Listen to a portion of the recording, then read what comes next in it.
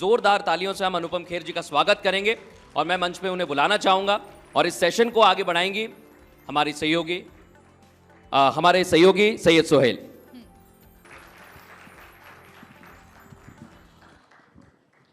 अनुपम जी बहुत बहुत स्वागत है आपका रिपब्लिक मीडिया नेटवर्क पे। अनुपम जी अब सिर्फ एक्टर डायरेक्टर नहीं है सर, मैं देखता हूँ आजकल आप इंस्पिरेशनल कोट भी डालते हैं काफ़ी। अब आप लाइफ कोच भी हो गए, मोटिवेटर भी हो गए सर।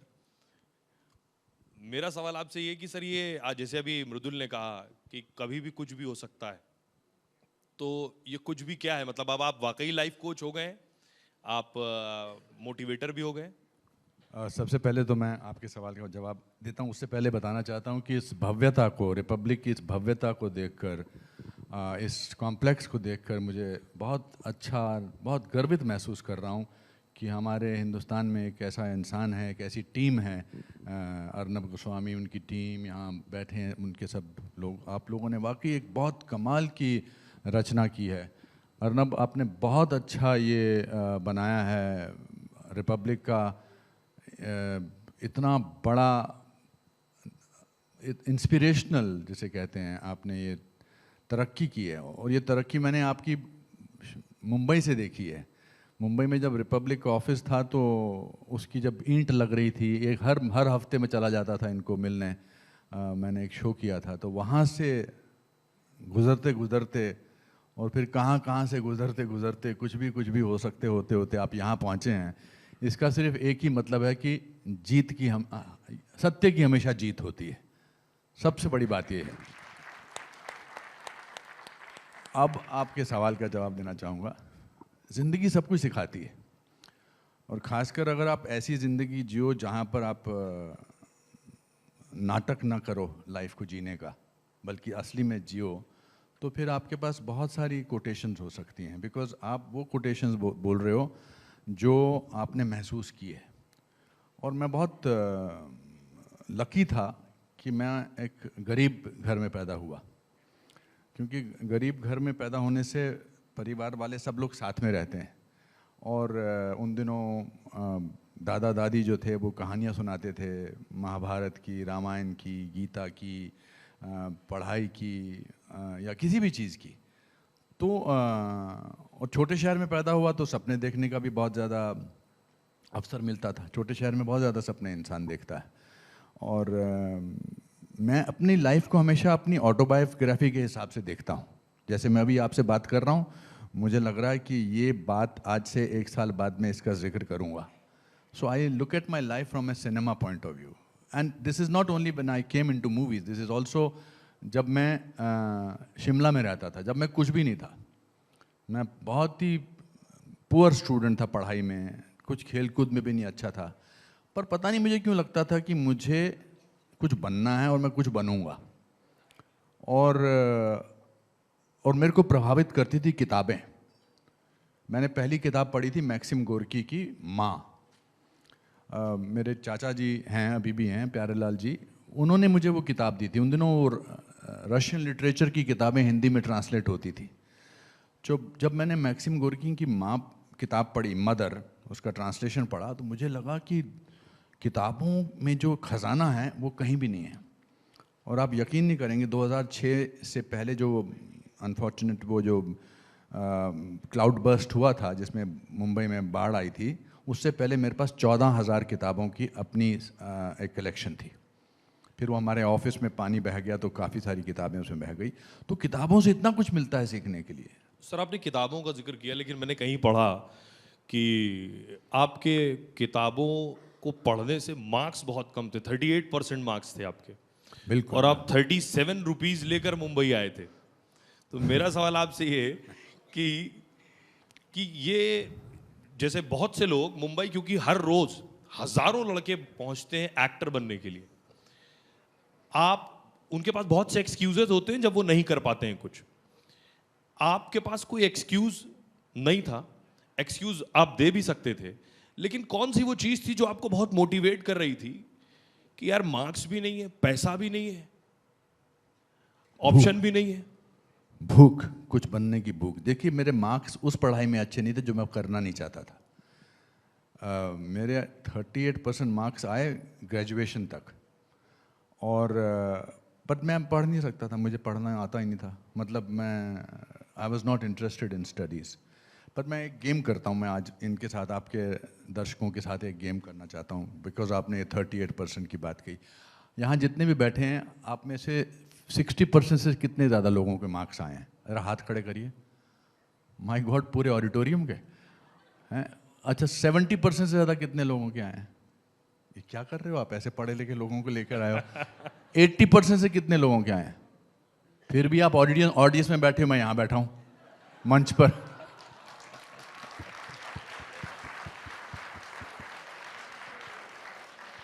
सर लेकिन नहीं, मैं आपकी उपलब्धियों को छोटा नहीं कर रहा हूँ, ना ही मैं ऐसे बिल्कुल नहीं ऐसा करना चाह रहा हूँ, मगर एक भूख होती है, एक भूख जो होती है कुछ करने की, कुछ कर गुजरने लेकिन वो की। दौर कैसा था, आप एहसास कर पा रहे थे कि मेरे को आप तो पता ही नहीं लगता था मैं अनुपम पढ़ाई खेर में अच्छा बनेंगे? हूँ। मुझे पता है ना, मेरे माँ बाप ने कभी मुझे इस बात का एहसास कराया कि मैं पढ़ाई में अच्छा नहीं हूँ।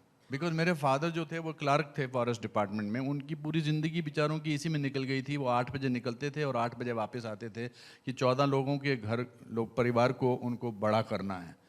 सो they never had the time to ask कि तू क्या बनेगा, क्या करना चाहता है।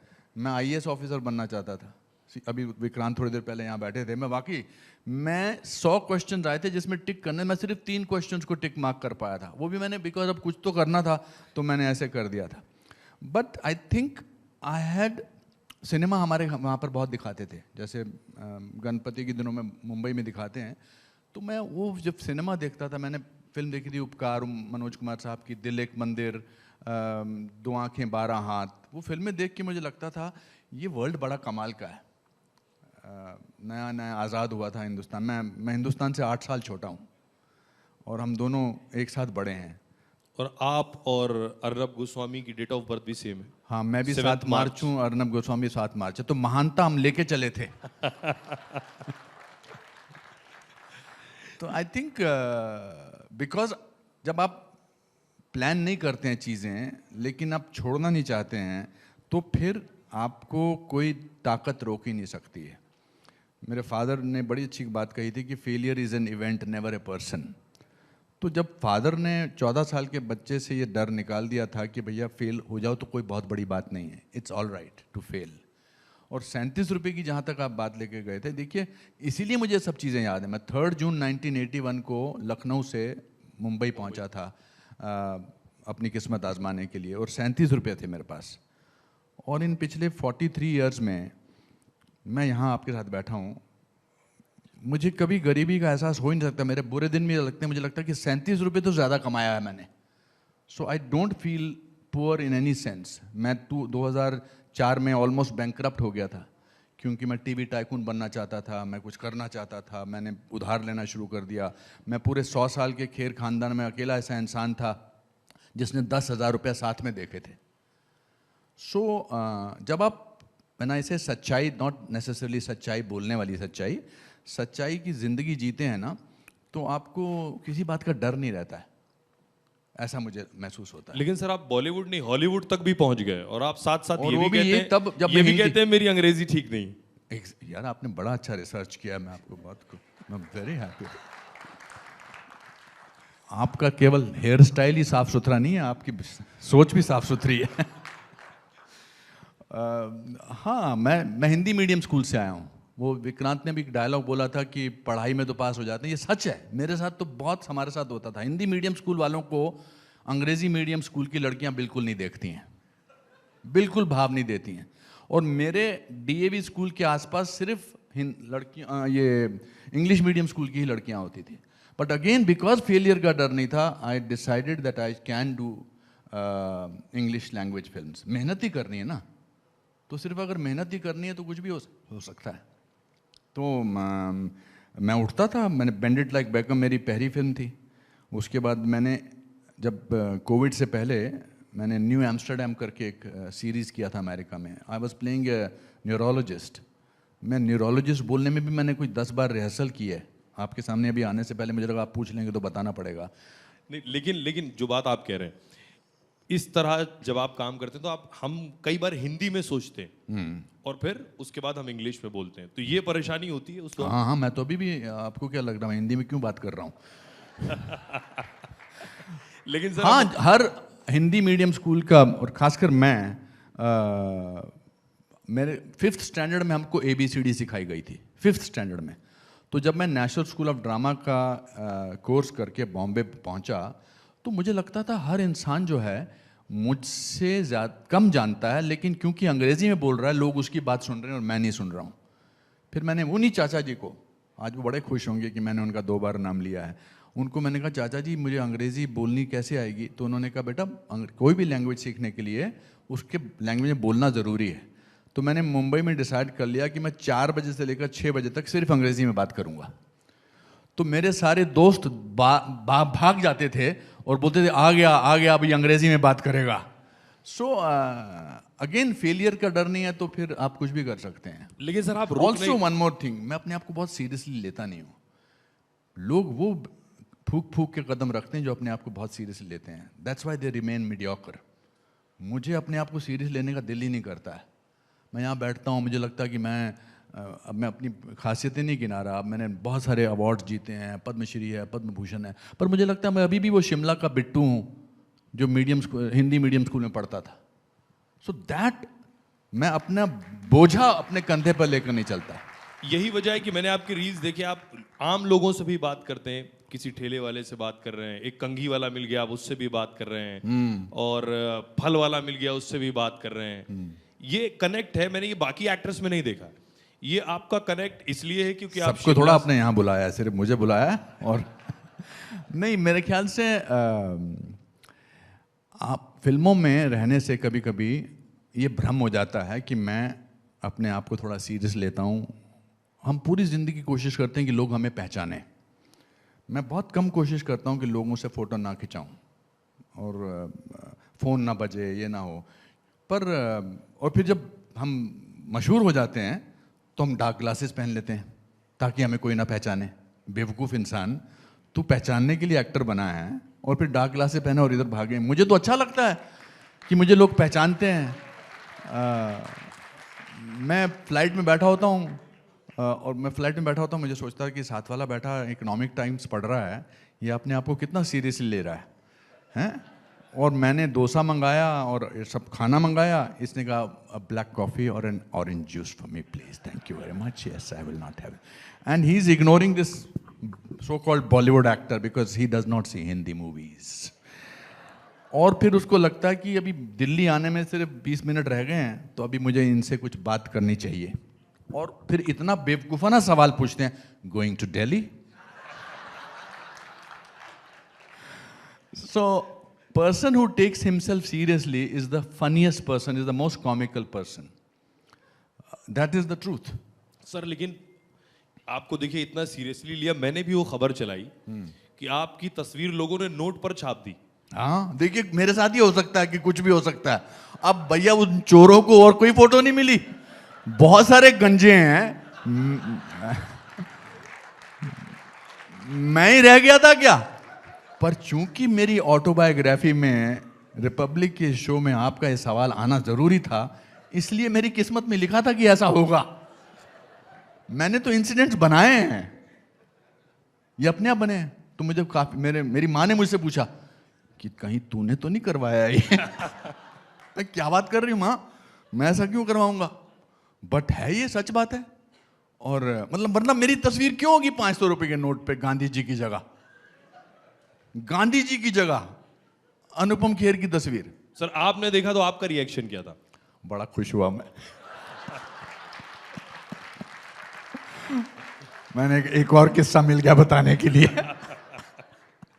Life is a sum total of your life stories. मुझे लगता है कि लाइफ में जो बुरा भी होता है वो आगे जाकर आपकी कहानी बन जाता है। अर्नब गोस्वामी की सबसे बड़ी कहानी ये होगी, ये जो इन्होंने अपनी ब्लैक एंड व्हाइट तस्वीर लगाई हुई है अपने कमरे में, जब पुलिस खड़ी है आप उधर निकले हैं, दीज आर द स्टोरीज। ये नहीं होता तो आप बाकियों से कैसे अलग होते? It's a truth. I always believe when things don't happen in your life, that means it's also going to be something fantastic. जब ऐसा नहीं है कि मेरी लाइफ में मुझे सदमे नहीं लगे, बहुत लगे हैं, पर मुझे लगता है ये तो काम नहीं हुआ, अच्छा हो गया ये काम नहीं हुआ, आगे जाकर ये कहानी बन जाएगी मेरी. ये सच है, ये सच है. आप हमेशा नोट करिए. आप मेरी अभी इसी ऑफिस में मुझे 20 कम से कम 20 लोग मिले जिन्होंने मुझसे जुड़ा हुआ कोई ना कोई किस्सा मुझे ही सुनाया. मैं हैरान हूं. That's because I live my life as normally as I can. मुझे एक साहब मिले जिन्होंने कहा कि आपने अर्नब की जब रिपब्लिक की पार्टी मैरियट में हुई थी, आपने इन मोहतरमा को कहा था कि आप कुछ परेशान दिख रही हैं, आपकी बिटिया ठीक है कि नहीं है. तो मुझे याद ही नहीं है, बट ये हुआ था. That's because I am interested in people. मेरे साथ मेरा दत्तू काम कर रहा है 39 साल से. मेरा स्टाफ जो है मेरा 30 साल से है. Because I think I am interested in people. आपने कहा कि मैं कंघी वाले से क्यों बात करता हूँ, मुझे उसको देख के लगा कि इसकी लाइफ में also you need to give stories to people. जब मैं पहली बार एक एक्टर को मिला था, उनका नाम था विनोद खन्ना. विनोद खन्ना साहब ने मेरे शिमला में मेरे साथ, मैं कॉलेज में पढ़ता था, मेरे साथ हाथ मिलाया था और बोला था कैसे है. मैंने कहा अच्छा हूँ. गोरे हो? मैंने कहा थैंक यू वेरी मच. सो अब मैं मिलता हूँ किसी को तो मुझे लगता है तो only my father used to say the easiest thing in the world is to make somebody happy. I just do that. The easiest thing actually is to make somebody happy. इसी तरह जब आपने आपके पिताजी की बात की है, तो एक किस्सा वो है कि आप जो है आपके मार्क्स अच्छे नहीं आए थे, आपके फादर आपको जो है उसके बाद पार्टी के लिए ले गए थे. उसके पीछे क्या इंस्पिरेशन आप देखते हैं? My father was a strange man. He was an ordinary person but an extraordinary father. Because उन्होंने अनजाने में, माँ बाप क्या करते हैं, आई एम सॉरी टू से, बट हम माँ बाप बन के माँ बाप का रोल करने लगते हैं. हाँ, रोल, मेरे बेटे को अब मुझे ऐसे बिहेव करना चाहिए. मेरे फादर ने कभी वो रोल किया ही नहीं.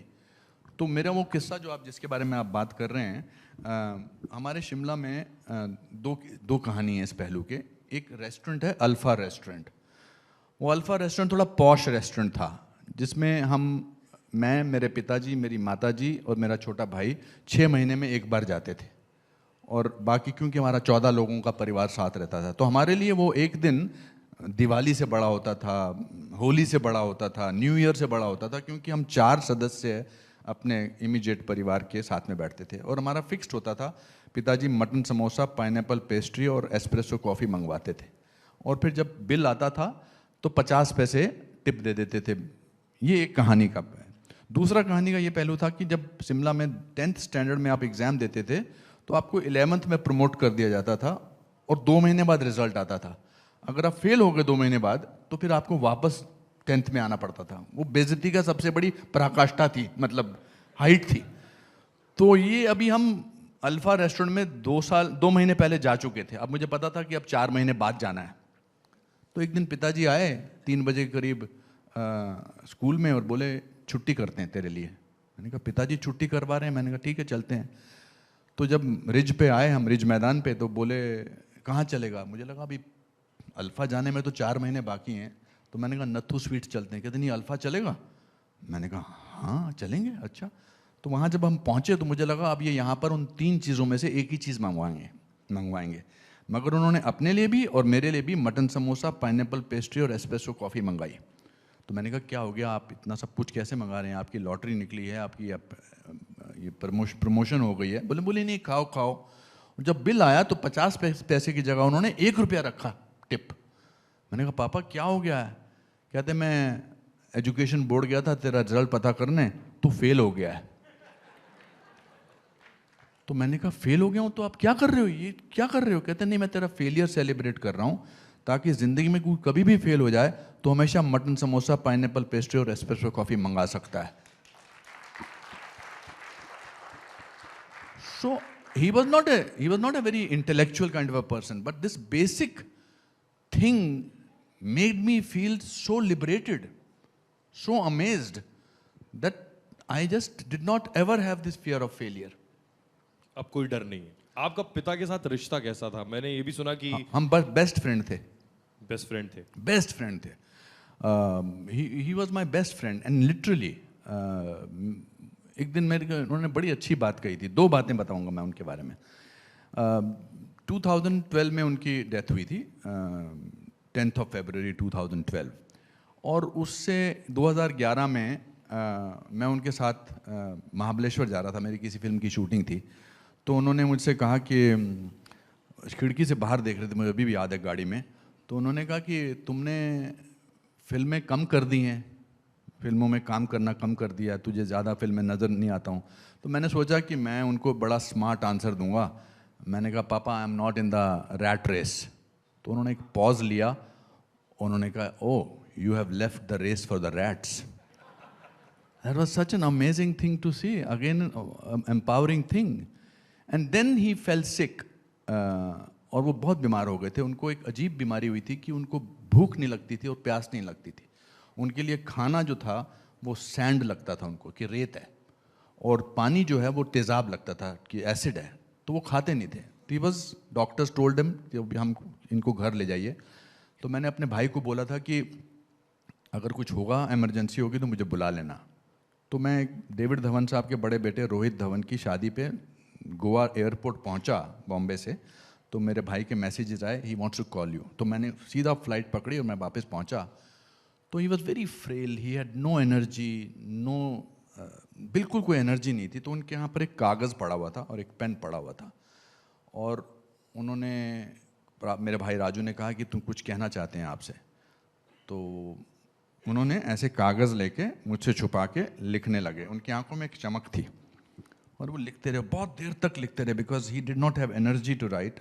और लिखते रहे, और फिर वो कागज़ उनकी छाती पे उन्होंने गिर गया और उन्होंने कहा उठाओ, मतलब इशारा किया. तो मैंने उठाया. अब वो उन्होंने क्या लिखा है उसके जवाब में मेरे को देख रहे हैं कि जवाब दे इस बात का. And he had a glint in his eyes. तो मैं देखा पेपर, तो उस पेपर पे सिवाय लाइनों के और कुछ नहीं था, क्योंकि he did not have the energy to form sentences. अब ये सिर्फ लाइनें लगी हैं, लिखी हैं, और वो मेरे को देख रहे हैं. तो मैंने कहा मैं शब्द तो पढ़ ही नहीं रहा, तो मैं इस पर क्या कर सकता हूँ. तो मैंने उनको एक बड़ा राउंड मैसेज जवाब दिया. मैंने कहा हाँ पापा बिल्कुल, don't worry, absolutely you are fine. तो ही वॉज डिसअपॉइंटेड. फिर उन्होंने मुझे ऐसे बुलाया और मेरे कान के पास अपना मुंह रख के 2 शब्द कहे. And for a man who was going to die in the next 20 minutes, his last 2 words were live life. So this was the kind of relationship I had. And जाते समय भी उन्होंने इतना बड़ा मुझे ज्ञान दिया. मरने से 20 मिनट पहले उनका शब्द 2 शब्द थे, लिव लाइफ. सो मुझे कोई ताकत कैसे डरा सकती है.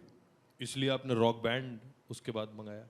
फिर हाँ, जब उनके जब प्रेयर सेरेमनी थी, तो मैंने सोचा कि I will not want to, मैं उनकी ज़िंदगी सेलिब्रेट करूँगा, उनकी डेथ को मॉर्न नहीं करूँगा. तो मैंने अपने भाई को कहा यार हम इनकी लाइफ सेलिब्रेट करते हैं इंस्टेड ऑफ. तो क्योंकि चौथे में क्या होता है, जो लोग करते हैं मैं उनकी इज्जत करता हूँ. आमतौर पे लोग सफ़ेद कपड़े पहन के आते हैं, पूजा होती है, जो होना चाहिए. मगर मुझे नहीं लगता था कि अगर मेरे फादर ऊपर से देख रहे हों तो he should celebrate, he should say वाह मेरे बेटों ने अच्छा किया. तो we decided to celebrate his life. So I decided to call a rock band. तो हमने एक रॉक बैंड मंगवाया और सब लोगों को बोला सफ़ेद कपड़े कोई नहीं पहनेगा, सब कलर्ड कपड़े पहनेंगे और हंसेंगे जितना भी हंस सकते हैं. हंसते हुए आइए, मुझे ऐसे करते मत आइए, because my father lived A fantastic life. पर मैंने अपनी मदर को कहा कि मम्मा मैं ऐसे कर रहा हूँ, मैं पूजा वगैरह नहीं कर रहा हूँ, तो मैं करूँ. तो उन्होंने कहा जो तुमको ठीक लगे. तो आप सब लोग आए और सब लोग बैठे थे और मैंने अपने फादर के सारे जितने भी फनीएस्ट किस्से थे वो सुनाए. By the end of that prayer ceremony and the rock band played all his song and not in A sad. उनका एक फेवरेट गाना था दुखी मन मेरे सुन मेरा कहना. तो मैंने गाने वालों को कहा इसको खुशी से गाना, तो उसका कोई मॉडर्न वर्जन बनाना. रात को मेरी माँ ने मुझे कहा तूने बड़ा अच्छा किया है बिट्टू, अच्छा किया. I think I was married to a great man. So that was such an amazing thing. Sir जब आपने माता जी की बात कर दी है, आजकल वो भी बहुत आपके इंस्टा के जरिए आपके इमोशंस हम समझ सकते हैं सर। माता जी को भी लोग देख रहे हैं और बहुत से लोग जो शायद अपने माँ बाप की डांट से परेशान रहते होंगे, माता जी की डांट सुन के उन्हें लगता है जब खेर साहब डांट खा सकते हैं तो हम क्यों नहीं खा सकते। I think it is very important to not treat parents as cliches. हम पेरेंट्स को ड्राइंग रूम के एक फर्नीचर के हिस्से की तरह समझने लगते हैं कि ये बूढ़े हो गए, ये रिटायर हो गए, अब ये किसी काम के नहीं रहे। मेरे एक फिल्म में बड़ा अच्छा डायलॉग था कि नौकरी से रिटायर हुआ हूँ, ज़िंदगी से नहीं। तो मेरे फादर जब रिटायर हुए थे तो उनको 3 साल का रिटायरमेंट डिप्रेशन हुआ था। So my mother, after because when you lose a husband, you just, who you're married to 59 years, my parents were married for. You don't lose only a husband, you lose a partner, you lose a friend, you lose a habit. And it's very difficult to live without that person. जीना तो पड़ेगा, because जीना जो है वो मजबूरी है और जीना है. But how do I make my mother feel it's all right? So what if your mother has, my dad has got, we are there for you. It's very important to make them feel important. It's very important to give them happiness. It's very important to give them joy. And मुझे नहीं पता था कि मेरी ये reels जो हैं ये viral होती चली जाएंगी. And it has made a difference, even if the difference is to 2% people. But it has made a difference. People now start looking at their parents a little more. I remember I went to Arnab's father was not well. Namaskar.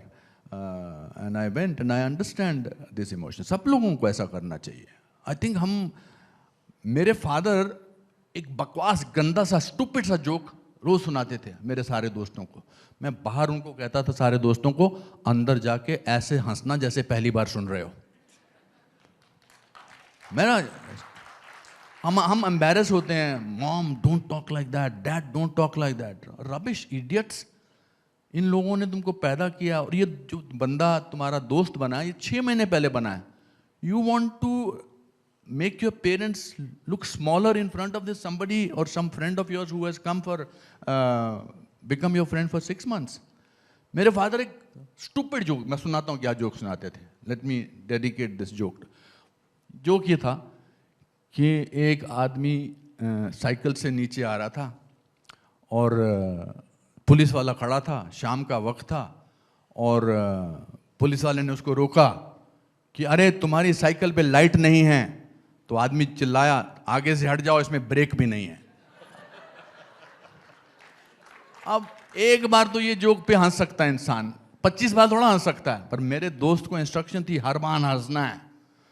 और फिर मुझे एक दिन बोलते हैं, तेरे दोस्त बड़े स्टूपिड हैं, सेम जोक पे बार बार हंसते हैं.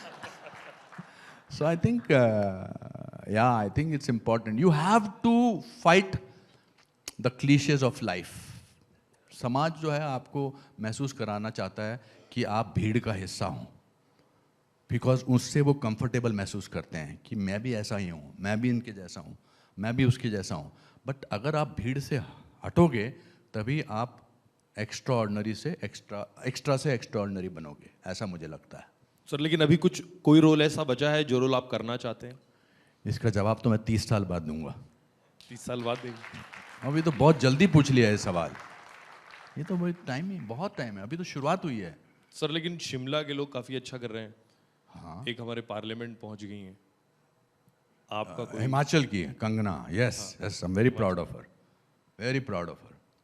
उसकी life story is fantastic. If there is a biopic made on Kangana, it will be the most amazing biopic from nowhere to somewhere and to the parliament now. What an amazing journey. क्या sir हम आपको भी देखेंगे? नहीं, मुझे acting बहुत अच्छी लगती है, मुझे फिल्मों का काम बहुत अच्छा लगता है.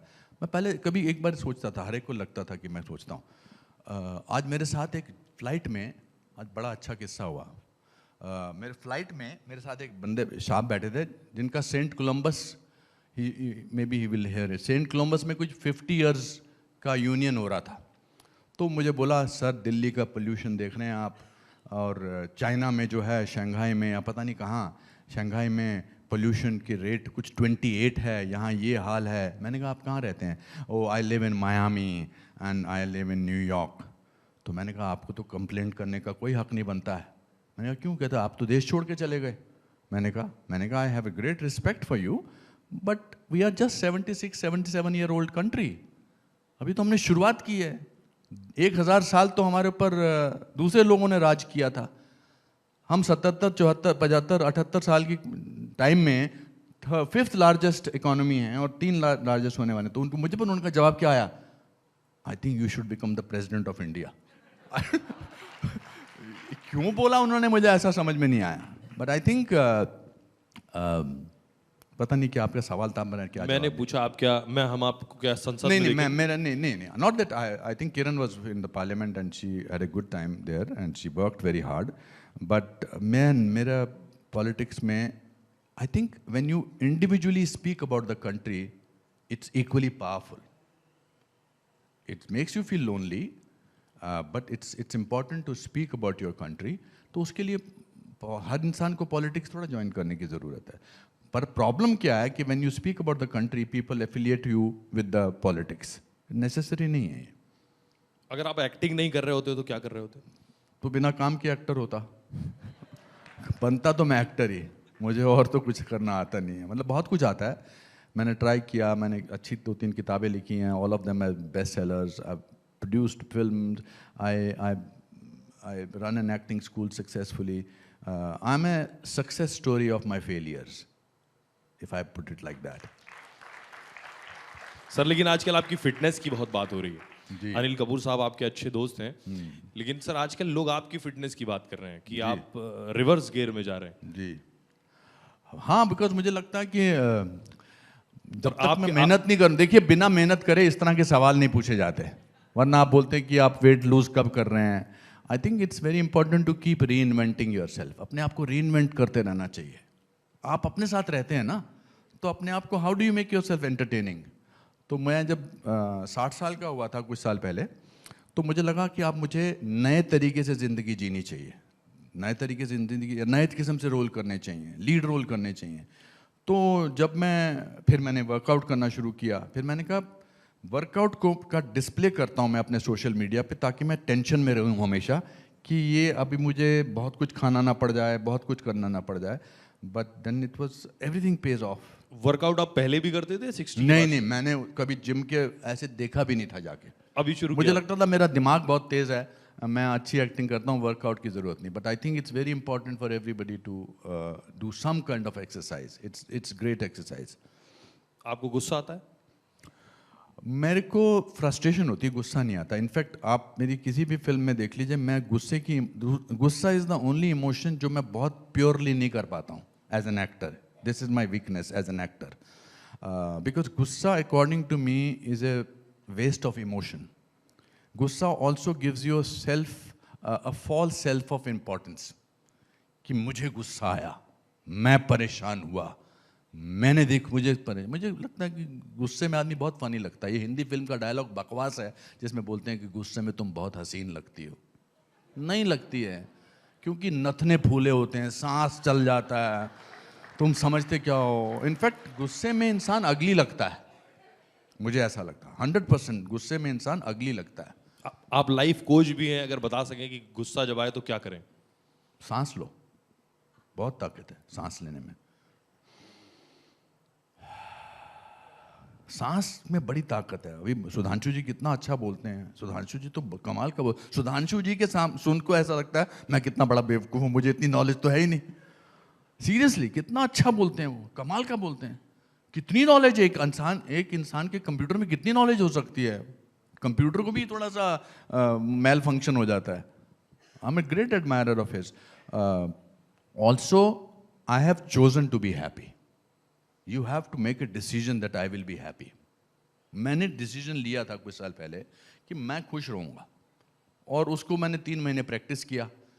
3 महीने मैंने क्या प्रैक्टिस किया, आप भी करके देखिए, कि मेरे को कोई भी कुछ कहे मैं मुस्कुराता रहूँगा।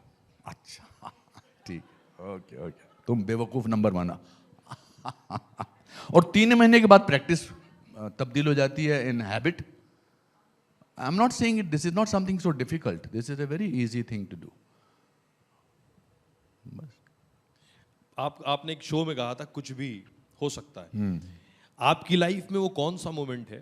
अरे अभी तो बोला 500 रुपए का नोट छप गया। मेरी फोटो, मेरे तो हमेशा मेरी हर चीज में कुछ भी हो सकता है। मैं थोड़ा, आई नेवर थॉट कि look at this is, I am speaking to people who are more than 80% marks, 38% marks वाला बंदा। I am speaking to person with a great hair style and a great mind. कुछ भी हो सकता है। This guy is an epitome of mister Goswami of कुछ भी हो सकता है। आज जब ये मुझे दिखा रहे थे, इनके अंदर एक फक्र की भावना थी, उसको ये अंडर प्ले कर रहे थे कि यहाँ मैंने बनाया है। मैंने कहा अंडर प्ले क्यों कर रहे हो भाई? What a brilliant, what a story. मुझे बड़ी तकलीफ हुई जब विक्रांत मैसी ने कहा मैं इनका रोल करूंगा, just because he has hair, no he has talent also. But I can play your father.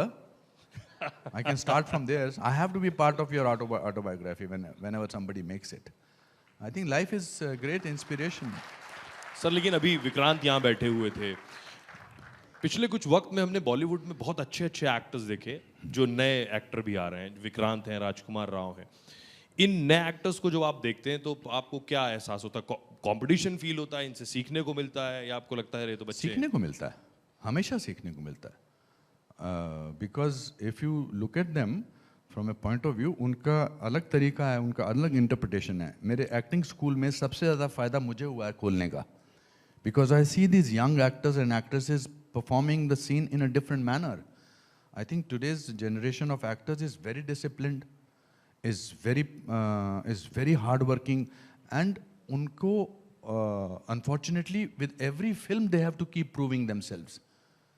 Abhi to because there is so much of competition and there is so many sources of entertainment in the world that आपको हर film में अच्छा होना पड़ेगा.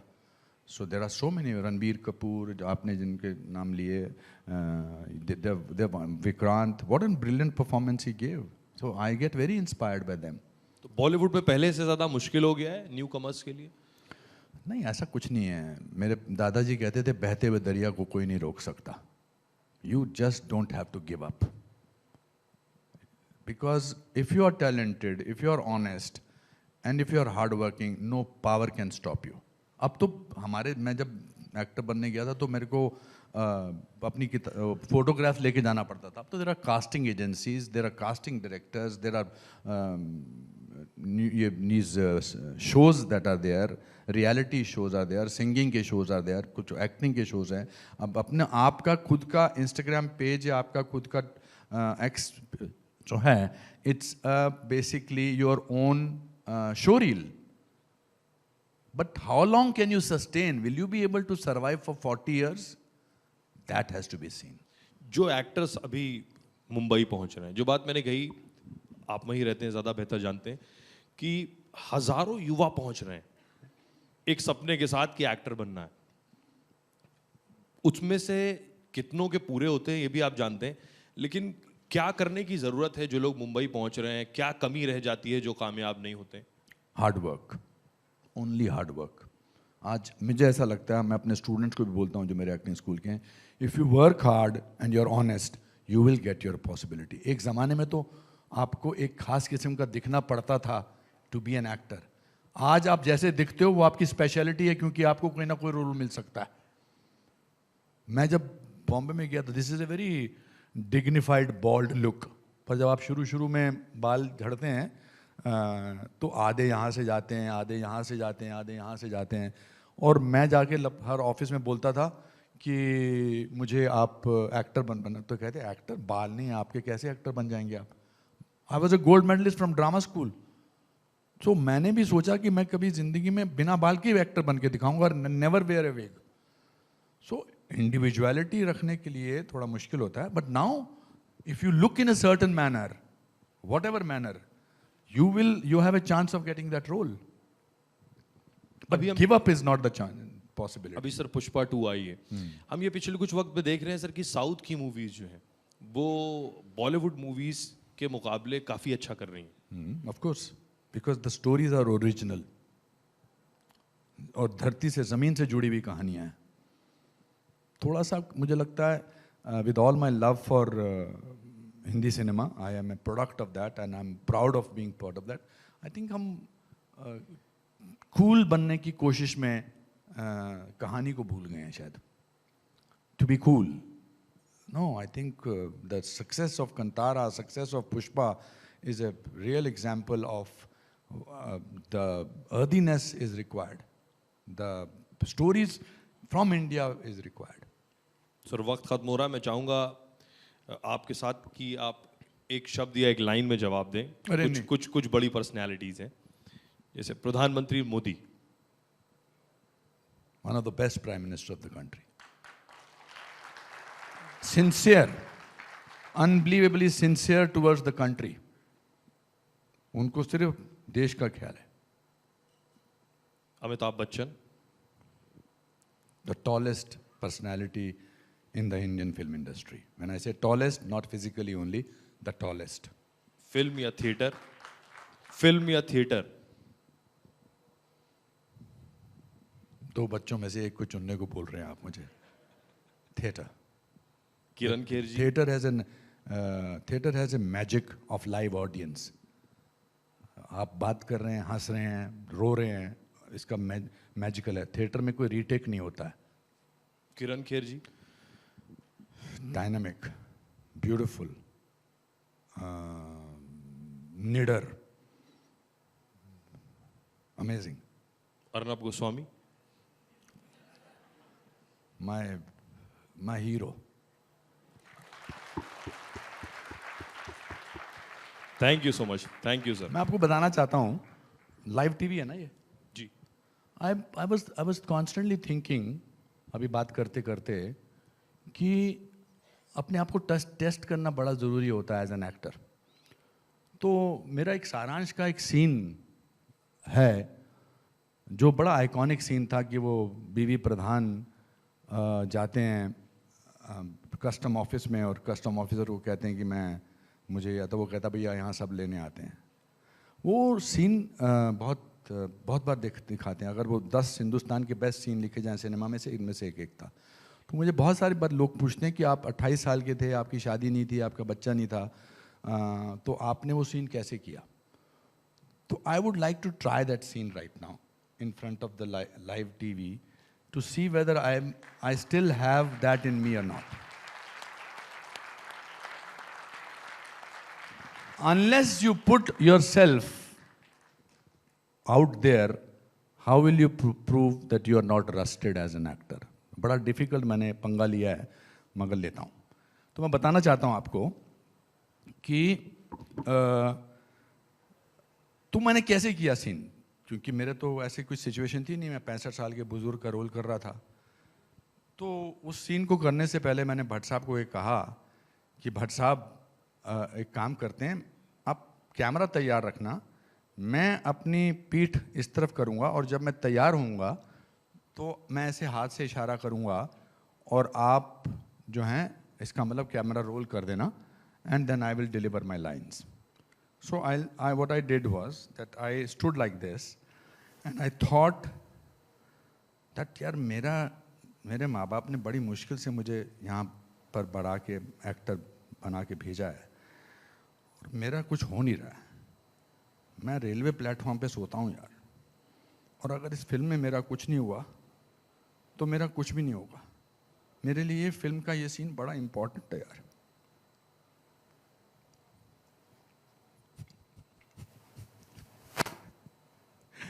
TV लेने नहीं आया हूं मैं,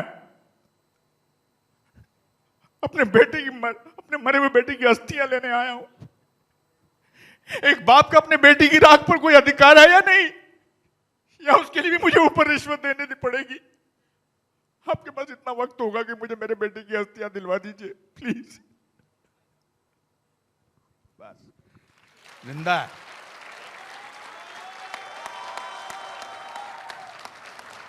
जिंदा है, एक्टर जिंदा है।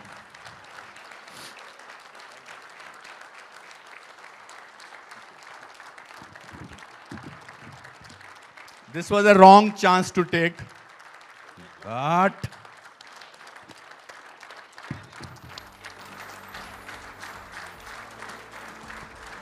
एक्टर जिंदा है, इसीलिए हम सब भी जिंदा हैं। बहुत बहुत शुक्रिया सर। तो अनुपम खेर जी, This was my tribute to you. I had to do something special for you. Thank you. और इस वक्त सर आपसे आग्रह है 2 मिनट स्टेज पे रहिए और रिपब्लिक मीडिया नेटवर्क के editor in chief Arnab Goswami जो इस वक्त सम्मानित करेंगे अनुपम खेर जी को।